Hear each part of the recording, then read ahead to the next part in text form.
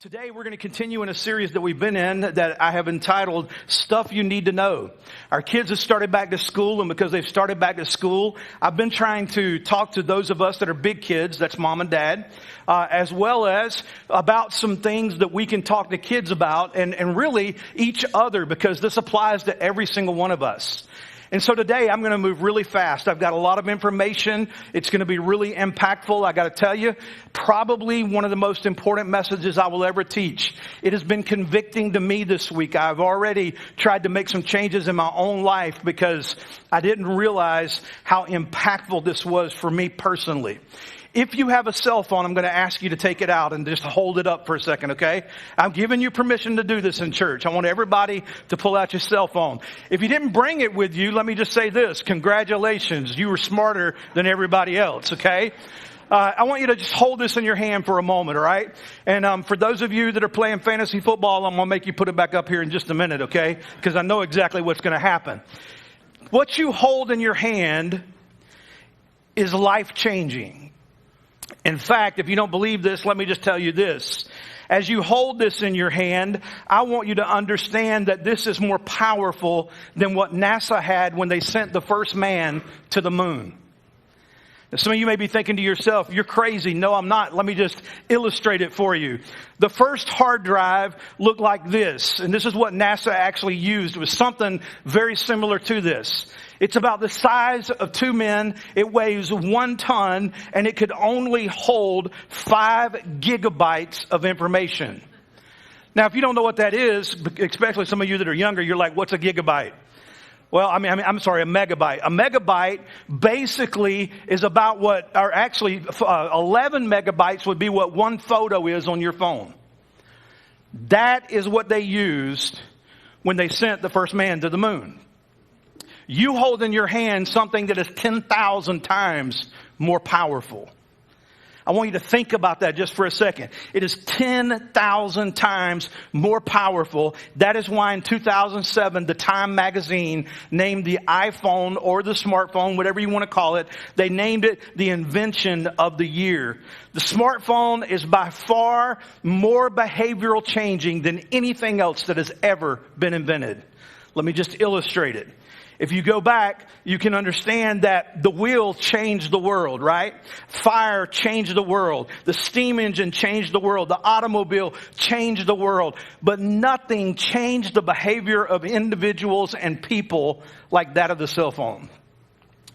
None of us ever knew what was going to happen when they put this into the hands of people. In fact, let me just tell you the positive things about it. When you think about it, it's powerful because you literally can do thousands of things with this instrument, right? Every day it was supposed to make our lives easier. It's supposed to make things simpler. We can move a lot faster. And the reality is you can travel by GPS now, right? You don't have to have a GPS on your car. You can go anywhere you want to go with this in your hand. And many of us use it on a daily basis. You literally can check your heart rate. You can take pictures and videos and edit them and send them out. You can email. You can do stuff like surf the internet and play games and FaceTime and talk and all of those things. You can engage on social media. I could go on and on and on because that's how powerful it is. And when they decided to put a computer inside of a phone, it changed everything around us almost instantaneously. Now, this came out, and it's only been for a very short period of time. It was in 2007, 16 years ago, and it changed almost everything in life. It changed habits radically. It altered our behavior. It impacted our lives in a way that many of us never thought that it would be impacted. So here's what I want to do. I want to ask you to put it up because I know how it's going to impact you today, okay? Because if you get a text, what you're going to do is you're going to look at your phone. And if it's in your lap, when something comes up, you're going to be like looking at it, right? And all of us do it. Every single one of us, it happens in our lives. In fact, I heard an illustration this week I want to share with you.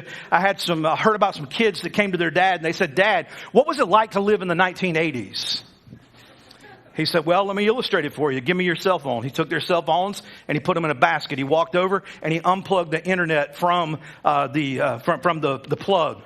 He said, "Now what I want you to do is," he said, "give me just a second." He walked over to this thing that was foreign to them. He put a vinyl record on with Van Halen. He started playing it.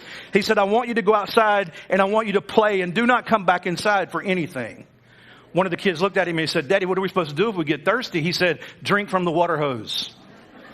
Welcome to the 1980s, right? You see, our world has changed tremendously. And we talk about the good old days and we think about the good old days, but this device has impacted us in ways we could never imagine. Everyone looks at their cell phone and looks at their screen more than just about anything else. Now, I know what you may be thinking. You may be thinking, Pastor Marty's going to preach against cell phones today. No, I'm not. But I want to talk about the dangers of it, and then I want to talk about the good that it can be used for and how it can make a difference in our lives.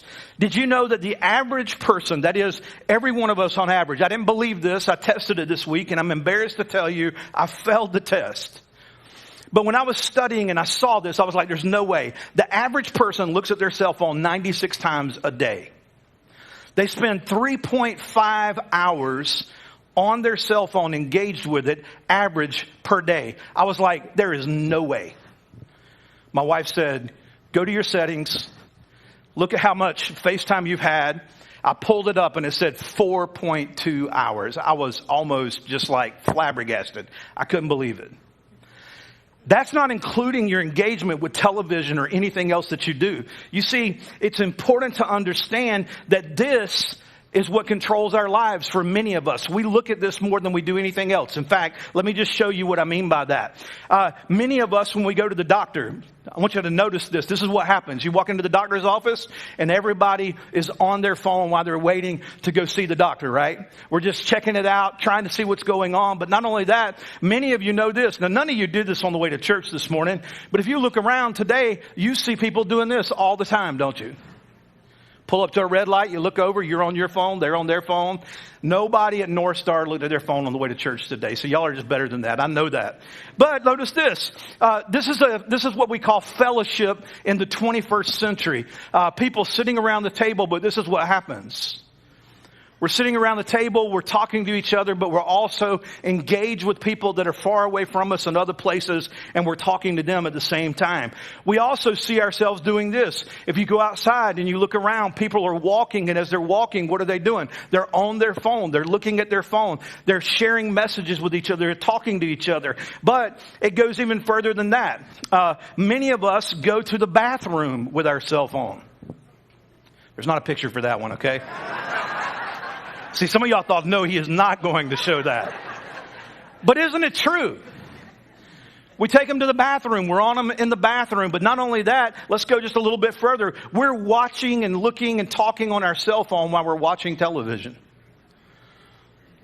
And I was like, wow, I never thought about that. I mean, but it's true. Like, everybody's on their phone. They're watching the show. They're interacting with each other. But then let's go a little bit further. There's those of us that are married. We're laying in bed together at night, falling asleep. And instead of doing things that couples should do, what are we doing? We're on our cell phone. They've impacted and changed our behavior in ways we could never imagine. And for many of us, we don't understand the dangers of what happens when we engage with them. Now, there are tremendous benefits. Don't misunderstand what I'm saying. I think it's important, though, that we understand that we can spend too much time looking at our phones, and they take us away from the things that are most important in life. And we just have to learn how to manage those things. We have to see the dangers and understand them. And so what I want to do today is I want to talk about the downside, but then I want to give some practical application at the very at the very end. Now, stay with me because I'm going to move really fast. In fact, I thought you need to do this in 2 messages, but there's not enough at the end to really make it another message. And so I'm just going to apply it very simply as we end probably the last 5 minutes together. I want to talk about the downside first. I want to create some tension, and I want you to feel this tension this morning as we talk, because I think it's important that we understand it. The bottom line today, this is a thought that I'm going to keep pressing in. When I am intentional with my device, I can improve my life. I'm not against this. I think it is an incredible tool that God has given us. But I think it takes intentionality with your device in order to improve your life. You see, it was given to us to make things better. It was given to us in order that life could be simpler and we could be connected and do the things that we've got to do. But there's a downside to it when we're not intentional. And I'm just being transparent with you. I'm guilty of many of these that I'm going to talk about today. And I got convicted. I was like, man, I'm not the person to stand up and teach this because I don't always use it in the appropriate way either. And I can see where in my own life, I got to tell you, since we went through sermon run through on Thursday, I've been scared to touch the thing. I've been like, man, how do I get my time down? Like next week, I want to be able to say it's an hour and a half, maybe 2 hours. I want to get below the average.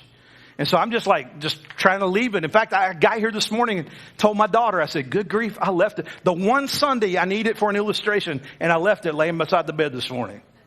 That's how little I've messed with it over the weekend. So here's the first thing I want to give you. It's a hazard that happens when we are not careful. The first thing I want you to see is I can waste precious time if I'm not intentional. When I'm not intentional with my device, I can waste precious time. You see, everyone agree with that? You can just waste time. Like you can get lost. I can't tell you the number of people I've talked to that said, man, I just started looking for a minute and the next thing I know, 45 minutes has gone by. I didn't realize I got sucked down the tube so fast, right? And you're just over there surfing around and looking. If you're an average human being here today, let me just say this. You will live 27,375 days. For those of you that are under the age of 30, let me just tell you this, or let me say this. For those of you that are 27 and older, you have already lived 10,000 of those days. Let that sink in. And here's the deal. For every single one of us, time is the most precious commodity that God has given us. You can't get more time. In fact, those 10,000 days are gone. They'll never be given back to you. And the reality is, the precious time that we have, there are a lot of things in life we can get more of. You can get more money. You can get more friends. You can get more space. You can get more drink. You can get more energy. You can get more food. But you cannot get more time. It won't be given to you, right? You only have what you have, and your days are numbered, and we all know that in Ephesians chapter 5, verses 15 and 16. Listen to what it says. Be careful how you live. Now, the word careful there is important. In fact, circle the phrase, be careful how you live. I'm going to come back to that in just a moment. It says, don't live foolishly. Instead, live as wise people, making every minute count, because these are evil times. Here's what it's saying. Be careful. What does it mean? See, when we think of the word careful, we think of somebody walking down a sidewalk. Be careful how you step. Be careful that you don't fall off. Be careful that you don't slip down. But the word careful here in the original Greek language is the idea to be intentional. Be intentional with your time. Be intentional with your decisions. Be intentional with what you decide that you're going to do. So he's saying, don't just live your life carelessly, but live your life with intentionality. Now, the latest stat tells us this. It says that the average person looks at their cell phone 96 times a day, meaning there's about 3.4 to 4 hours a day that we are looking at our phone. Now, I was thinking about that this week. Did you know that if you live to be the average age of an individual, that means that you will spend 11 years on your device? That blew my mind. I'm like, 11 years of my life has been sucked up with this thing? Like, are you kidding me? But 11 years, that's the average person. That's how we'll live our life. And what he's saying is, not including television, not including the computer, not including like other things that you participate in, that's just your cell phone. And here's what Paul is trying to say to us in Ephesians. He's saying, be intentional with the time that you've been entrusted. Because if you're not careful, what will happen is you'll waste precious time that has been given to you. But then notice this, another hazard, number 2, the second one. If I'm not intentional with my device, I can be seduced by the world's values. I can be seduced by the world's values. Mom and dad, you need to listen, because this is what your kid is facing. This is what they're struggling with. You see, I can be seduced by the world's values, the value system of the world. Now, why is that? Because the internet and social media is constantly with us now. Everywhere you go, you're carrying it in your pocket. Everywhere you go, it's in front of your face, 24 hours a day, 7 days a week. And all the time, social media, the internet, all of those things are constantly pushing at you what you should think and what you should buy and how you should feel, what's cool and what's not cool, what's good and what's not good. And all of that is constantly and consistently in front of us. Now, let me tell you something that I think is important to understand. Mom and Dad, this is a temptation that previous generations did not face. I want you to think about that just for a moment. Our kids today are inundated with these things consistently. It's always in front of them. And it's the same for you and me. I see it constantly, all the time. And once they know what you look at, once they see the things that you look at, what do? They just push more of it towards you. And they're constantly pushing it towards you. You don't believe me? Go home and get on TikTok, stay on a picture for a little while, and then you'll all of a sudden begin to wonder, why in the world do these crazy snakes keep showing up in my TikTok? Well, it's because the algorithm said he likes snakes. And so I'm just going to send pictures of snakes or videos of snakes. And you just keep seeing them over and over and over again. Why is it? Because it's pushing to you things that begin to culturally determine the way that you think. Now, it's important to understand that what they're doing is they're trying to say, here's what's important in life.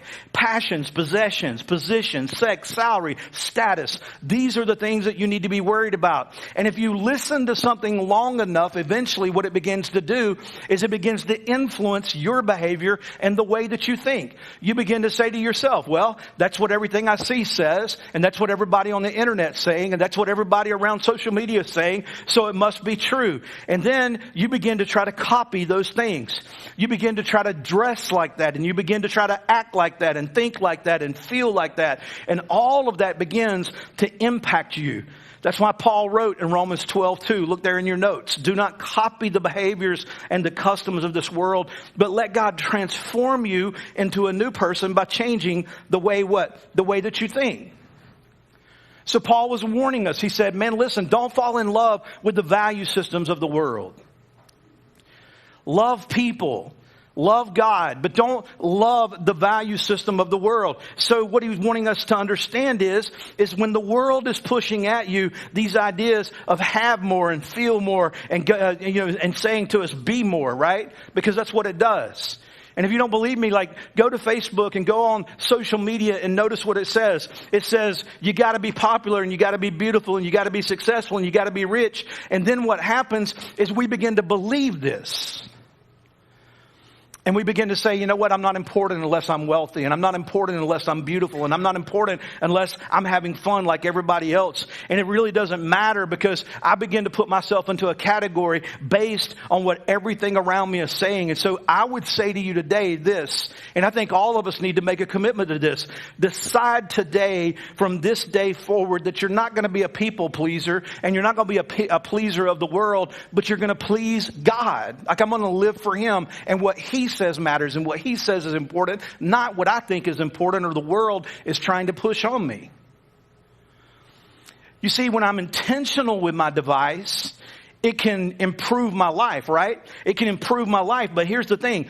If I'm not intentional, I'll waste precious time. I can be seduced by the world's values. But then notice this, number 3, I can be drawn into unproductive arguments. Oh, baby, you knew this one was coming. See, it's very, very easy on social media to get sucked in. You ever heard somebody say something that's outrageous and immediately you begin to think to yourself, oh boy, I got to say something, right? And here's how we justify it. We'll say things like this. Man, I got to set them straight. I need to tell them off. I need to respond. I need to take a stand. I need to defend God. God don't need to be defended. That's right. You heard what I said. He can defend himself. He don't need you to defend him. And what we do is we get sucked into these arguments that are trivial and don't matter. And all of a sudden we're thinking to ourselves, how in the world did I get here? You've read the stuff online and you've seen it with your eyes. I've been sucked in sometimes. People will say something about Pastor Marty and I'm like, man, I'm about to set them straight right now. And my wife will remind me, don't do it. They're baiting you. They're setting you up. And you know you'll never win the argument. You know you're never going to be successful at allowing yourself to get baited like that. And that's exactly what happens. Somebody is sitting on the other side and they're thinking to themselves, I'm going to find somebody. I'm going to lure somebody in. And then all of a sudden they draw you into an argument and you begin to think to yourself, where is this going? You know they're not going to listen to what you say. In Titus 3, verse 9, listen to what it says. Never get involved in foolish conversations, useless arguments, disputes about your personal pedigree. I mean, go look at that up and see what that means, what it's saying there. He's saying be careful about how you defend yourself, or fights over interpreting God's law. All of these things are useless and do not help anyone. He says, man, just don't participate in that stuff. So it's pretty clearly, don't get involved in fights. And man, I got to tell you, people will bait you all day long. They will do whatever they can to try to suck you in and to get you to begin to respond. And some of you, you know this. You've tried it before. You've done it. And you know that you're not going to change their mind. They're using a certain type of reasoning. And it doesn't matter what you say or how much you argue with them or what you try to put on there. They're never going to capitulate to what you're saying. It's just not going to happen. And so I've just told myself, don't waste your time even trying to convince them, because you're not going to convince them. You're not going to change their thinking. Now, what we should be worried about, and I think the thing that we should be focused on, is what God says, because this is important. Instead, we need to be worrying about this. In Matthew chapter 12, verse 36, you can be sure that on Judgment Day, you will have to give an account to God for every careless word you have ever spoken. One day, we're going to stand before God and give an account. And that should stop every finger and zip every lip at this moment, right? I'm just like, one day I'm going to stand before God and give an account. And I need to be careful. See, here's the thing that you got to understand. It's important to understand that whatever you say on the internet is permanent and it is global. Now, guys, listen to me. This is kind of funny, but it's not really intended to be funny. I want you to think about this just for a second. What you put out there is never going to go away. It is always going to be out there, and they will always be able to find it and search it and look for it. And here's the deal. But when you're in 9th and 10th grade, you think to yourself, oh, it don't matter. I'm just mad. I'm going to vent. I'm going to say what I want to say. And then 50 years later, they're going to put you in a Senate hearing, and they're going to bring back everything you said in the 9th and 10th grade. It's just reality. Everything you say, everything you put out there, it can be traced back. It can be brought back up. Every job interview you go to, every person that you talk to, everything that happens, you don't realize the impact of what's happening in that moment. And for years, I don't know if you follow me on Facebook, but I'm just telling you, I don't say a whole lot. And there's a reason. Because I just decided, you know what? I'm not going to say something that somebody's going to come back 25 years from now and go, did you know he said this? Have you seen what he said? Did you see this? I'm not living in fear. I'm just trying to be wise. I'm trying to be intentional. I'm just saying, man, if I'm going to say something, it better matter. If I'm going to say something, it better make a difference. If I'm going to say something, it better be impactful. And that's what we have to do. Because when we're intentional, what do? We're not drawn into unproductive arguments. We say, nope, I'm going to stay away from that. Not going to get drug into that. But then notice this, number 4. When I'm intentional, or I'm not intentional, I can be tempted to compete and to show off. I can be tempted to compete and show off. Now, what do I mean by that? We always put ourselves in the best light. I want you to think about that. There ain't nobody in this room that does not, or nobody online that doesn't put themselves in the best light. We all try to put ourselves in the best light. You don't wake up in the morning and go, you know what? I'm just going to go to work today, and I'm just getting out of bed, putting my clothes on, and going to work. I don't care what anybody thinks about me. I don't care how I look. I ain't combing my hair. I ain't brushing my teeth. It's going to be bad breath and all body odor, every bit of it. I'm going. No, we don't do that. We put our best foot forward, don't we? We wake up and spend hours getting ready. And guys, don't sit there and go, no, I don't spend hours. Some of y'all take longer than your wives do to get ready. Let me just be honest about it, okay? Let's just put it out there. Don't look at each other. But the reality is, what do? We got to go, I got it all together, man. Everybody's got to see it's all together. Everything is exactly the way that it's supposed to be. And what do? We begin to show off. And social media, whether it's Instagram, Facebook, Twitter, Snapchat, whatever it is. And I know it's changing every day. But listen to me, this is important. It's important to understand we're always putting our best foot forward. Like, think about this just for a second. None of us get on social media and see somebody that just woke up out of the bed, drool coming down the side of their face, hair messed up, the bed is just destroyed, and they go, look at me. No. It's a perfect photo of their perfect life, right? Let me show you how perfect my world is. And I'm not criticizing that. I didn't know this week. Did you know this? Did you know that 50% of the pictures on social media have either been photoshopped or filtered in order that they can project the image that the person wants to project? Like, think about that just for a second. Don't say it, Marty. And so I want everybody to see how cool I am. That's what I'm doing. Like, look at how cool I am. Look at how smart I am. Look at how rich I am. Look at how fun I am. Look at how perfect my life is. Look at my perfect marriage. Look at my smart kids. Look at all the perfect things that I have. And boy, has it not got quiet in here. Because we're just putting this image up and we get sucked into it and we say, man, I'm just going to show off and I'm just going to publicly consume all this stuff. In Matthew chapter 6 verse 1, Jesus said, be careful, don't do your acts of righteousness publicly to be admired by others. If you do, you will lose your reward from your Father in heaven. What was he saying? Now this is what I call, this is like the worst. I call it spiritual projecting. Now, I know I'm going to get in trouble for this, but I'm going to say it. People will take a picture of their Bible with their, quiet time and like, man, look at me. And we're projecting our spirituality out there for everyone to see. Can I say something? And I mean this with all sincerity. You'll never are you going to see Pastor Marty do that. See, that's personal. That's private. In fact, I want you to write this down because I think this is important to be said this morning. It's not on the screen, but I want you to just think about it. I can't be in the moment while trying to capture the moment. Put that on social media. I can't be in the moment.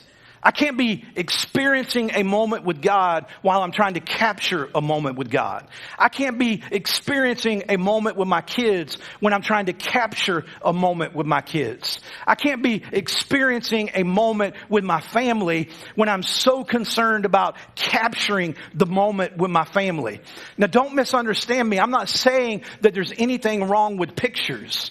But guys, we spend more time trying to stage our lives and trying to portray to everyone what we want them to see rather than just living in the moment, right? Just being present in the moment and experiencing the moment that we're in. I got two pictures I want to show you. This first picture I want you to see is of this grandmother. And man, I just love this granny. Granny's just in the moment, guys. Everybody else has got their phone and they're seeing life through the lens, but Granny is living in the moment. Let me tell you something. Granny's going to die and pass away, and the moment was there in front of her. She's going to remember it. She don't need a picture to remember it. See, some of y'all are offended. You're like, he's against pictures. No, I'm not. I do the same thing. Notice this. We go to concerts today, and what do? Everybody's got their phone out, and we're experiencing the moment through our phone, right? I'm not saying there's anything wrong with it, but what do? We get tempted. Rather than being intentional, we begin to be tempted to compete and to show off. Look at me and where I'm at. Look at what I'm doing. Here's the point that I'm trying to make. Ask yourself this question when you're taking pictures. What is my intention? What am I really trying to do? Is it because I want this moment to be remembered for a long time? Or is it because I want everybody else to see what I'm doing? See, there's a big difference, right? There's a big difference. I want to be in the moment. And man, let me just tell you something. I got convicted this week. I thought, how many times have I missed the moment because I am so busy trying to capture the moment. Man, 15 minutes went by just so we could get everything the way we wanted it so we could take the picture. And now we got to get in the car and move on to the next site, right? Because we didn't even get to experience this one because we've spent most of our time trying to capture the picture. Living in the moment. Saying, hey, this is the moment and we're going to be in the moment and we're going to experience it. I mean, Galatians tells us that if we think that we're better than others, we're in trouble. We shouldn't do that. And we just need to back up and say, hey, I'm going to live in the moment with my family and with the people that I love. So when I'm intentional with my device, I can improve my life. But notice when I'm not intentional, number 5, I get addicted to the approval of others. I get addicted to the approval of others. What do I mean by that? It just simply means that social media can become addicting, right? Let's all be honest. This is every single one of us. Every one of us seek approval. We want our friends to like us. We want our parents to approve of us. We want our spouse to approve of us. We want our kids to approve of us. We want our grandparents to approve of us. And so what do? We seek approval. And if we're not careful, what happens, these devices, if we're not careful, all of a sudden we begin to get desperate and we want approval, the approval of others. And here's what happens. 80 times a day we're looking at this thing. 96 times a day we're looking at this thing. And here's why, because we want approval. What we do is we take a picture and we post it out there.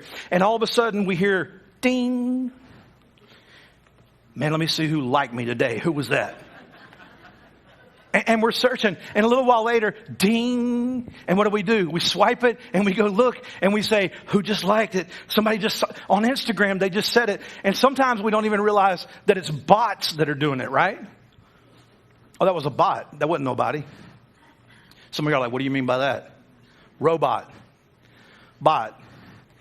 It liked you. Some of y'all's day just got ruined. You're going to go home and go, gee whiz, I thought there was 27 likes from people that like me. I didn't know that a robot could like me. Yep. It happens. But see, that's where we are as a culture. Man, I want people to approve of me. And so what happens is we become addicted. Let me explain this because I was studying it this week. Literally, dopamine is released every time that happens. You get a high. And so you say, man, that's awesome, man. People are noticing. So all of a sudden, what do? You try to get another picture. It's like cocaine, right? You just become addicted to it. Man, I want more and more people to like me. I want more and more people to talk to me. I want more and more people to approve of me. And see, when we get interested like this, what happens is, and I want you to think about this just for a moment, guys. It hit me like a ton of bricks. And let me just slow down so I can say this right. We get more interested in the opinions of people that we don't know than we do the people that are around us. Ouch.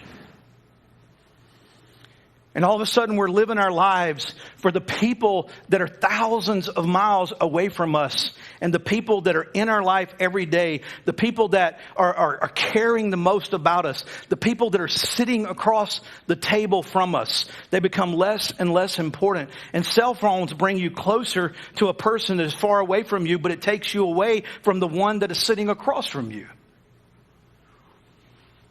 And so we become obsessed with all these people that we really don't even know, and we're just all of a sudden, hey, do they approve of me? Do they care about me? Galatians chapter 1 and verse 10 says, am I trying to win the approval of people or the approval of God? Am I trying to be popular or a people pleaser? No. If I were still trying to please people, I would not be a servant of Christ. So let me just ask you, are you a people pleaser? Are you spending more time trying to please others? Are you spending more time worried about what others think about you than you do about the people that are in your life? Jesus would want us to focus on the people that he's placed around us, the people that we do life with every day. Number 6, write this down.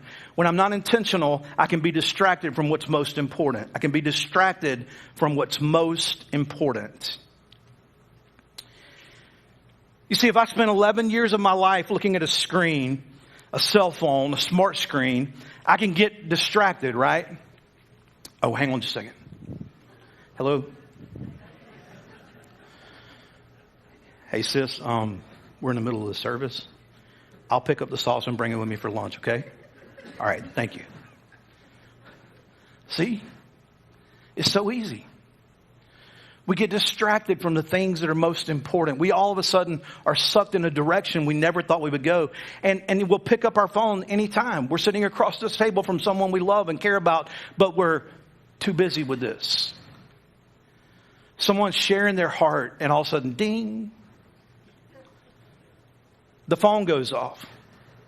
And what do? Hey, excuse me, I got to answer this. Hang on just a second. What are we communicating to the person that is most important to our life? And let me just ask a question before we get ready to close. Who owns the phone? Do you own the phone, or does the phone own you? Who owns the device?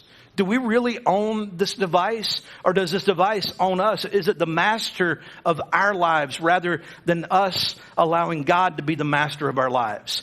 Is it running our life rather than us running it? Is it really dictating what we do and what we don't do? You see, there's a danger. Guys, listen to me. This is not a sermon on don't use your cell phone or your devices. It's a sermon on, hey, be aware. Be aware of what it can do to you. Be aware of why, like when I'm counseling couples, I'm going, wow, man, like I can see why you're struggling, because there's very little face time together. There's very little time together, and we need more time together. So let me do something very quickly before we close. Let me talk about, when you're intentional, the good things that can come out of using your device. Very quickly, I've got 5 minutes. Pay attention very fast. The thing that you can do to change this is you can begin to use your phone to express your worship. You see, like, think about this, guys. There's never been a time in history where you can worship anywhere that you are. You can worship in the car. You can worship at work. You can worship while you walk. You can worship while you're going down the street. You can worship anywhere you're at, because you've got worship music and videos and things like that that are available to you 24/7, right? And so you can worship, and you can use it in a positive way for your life. It's amazing to me how that part of my life has been transformed because of the availability of it. But then notice this, number 2. Secondly, you can use it to encourage fellowship. That is, to stay connected with other people. Like, man, if you'd have told me this back during COVID, I'd never believed it. We have digital small groups. Opportunities for people to be together. Although they can't be in a room together, they're able to fellowship together and to spend time together. You have digital connections like you've never had digital connections before. I'm not saying there's anything wrong with those connections. Use them to fellowship. Use them to improve your relationship with other people. That's what we do. That's what it's for. But then notice this, number 3, use it to enhance your spiritual growth. Use it to enhance your spiritual growth. Parents, I want to tell you this because I think it's important. We have so many digital opportunities here at Northstar for your kids. In fact, we're going to put it up here on the screen. And if you get a chance, you can go to Northstar's website, go to their kids page, and there we have a live a recorded preschool service that they can participate in, an elementary service. There is an app called Parent Queue that actually gives you stuff every day to do with your kids, to help you digitally know how to help them with their device and the other things that they're doing. You can sign up for the We Believe and sign up for baby dedication, Northstar Kids Instagram and Northstar Kids Facebook. These are digitally opportunities for you to disciple your kids. Also, here at the church, there are tons of resources that we have. Much of what we're doing, we're moving to digital, so that when you're in the car, you're at home or at work or wherever you are, we're trying to say, you don't have to come back to church to be able to participate. We're going to make it digital where you can participate no matter where you are, and you can be connected so that you can grow spiritually and continue to be the person that God wants you to be. But then notice this, number 4, use it to expand my ministry. Man, I love the fact that we have cell phones now. I've told y'all this before. Every Tuesday when we pray, whoever I pray for, I just text them. Say, hey, I wanted you to know this morning that I was praying for you. And I'm amazed at how many people text me back and say, Pastor Marty, it means the world to me that you said you were praying for me. I mean, it's just a way to be able to do ministry. You can do ministry with it. Nothing wrong with it. I'm not against cell phones. Don't leave here today and say, boy, our pastor, he just hates cell phones. No, I don't. I have an iPhone. Okay, I have the same struggles you have. I do the same things that you do. But then notice this, the last one, use it to extend my witness. Use it to extend my witness. You can use it to extend your witness. Be intentional with the words that you share. Be intentional with the things that you say. Be intentional with how you live your life out. Say, hey, I'm going to use this for the glory of God. I'm going to use it in a way that I can extend my witness. And then notice there in your notes, I gave you 2 recommendations of books that I would encourage you to read. They're going to be up here on the screen. 12 Ways Your Phone is Changing You by Tony Renke. And then also The Tech Wise Family by Andy Crouch. And I would encourage you, parents, to read these. I would encourage all of us to read these. This is the most powerful thing we have ever had. And listen, it can be used for good or it can be used for bad. The choice is ours. We have to be intentional. When we're intentional with our device, it can improve our life. But when we're not intentional, it can hinder us and rob the good things from us that God has. Let's pray together. Father, my prayer is very simple today as we leave. My prayer is that each and every one of us, and God, I'm talking to myself today, start with me. Help me, oh Lord, to be intentional with my device so that I might glorify you in everything that I do. And Father, I pray over your congregation called Northstar. May we become and may we be people that are intentional. Because when I'm intentional with my device, it will improve my life. But if I am not, then God, there are things that can begin to happen and pull me away from what's most important. And so, Father, take your words and use them to glorify yourself. And as our prayer team comes and you're here today, if you need someone to pray with you, we would love the opportunity to be able to do that as we dismiss. They're online. You can pray with Pastor Delbert and his team. They would love to pray for you. But we want you to know that we're here to walk with you, to help you. If you want to commit your life to Christ, one of our members here today would love the opportunity to be able to share with you how you can begin to follow Jesus. Father, go with us now as we leave this place. Help us to glorify you by being intentional, we pray in Jesus' name. And all of God's people together said, amen and amen. We will see you next Sunday. God bless you. You have a great week.